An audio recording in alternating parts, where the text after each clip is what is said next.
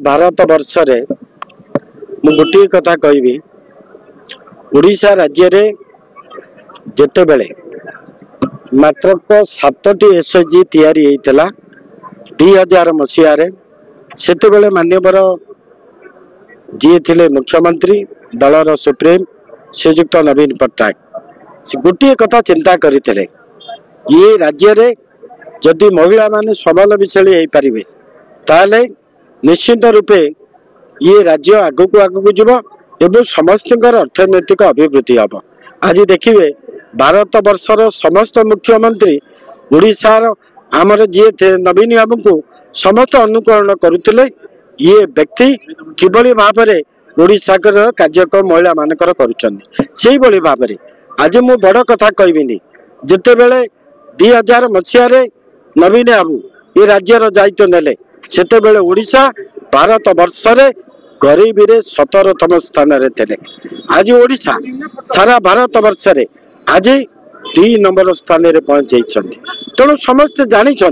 नवीन बाबू द्वारा ओडिशार विकास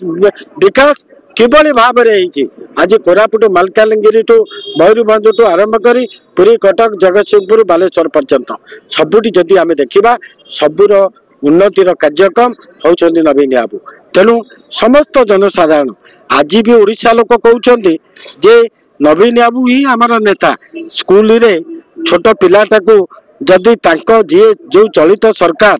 जदि से मंत्री पचारुछन्ती जे आम मुख्यमंत्री किए पिलांको पार्टी स्वतः प्रवृत्त भाव में बाहरी आसुची नवीन पट्टनायक। आम महिला मान जदि पचरा जाउची सेमाने भी कहउछन्ती आमर नेता होउछन्ती नवीन पट्टनायक। तेणु आज आमे समस्त ओडिशार कोण अनुकोण रे समस्त आज पूजा अर्चना देवादेवी पाखे करुछन्ती। आम प्रिय मनीष प्रिय नेता ओडिशार मुख्य बिंदानी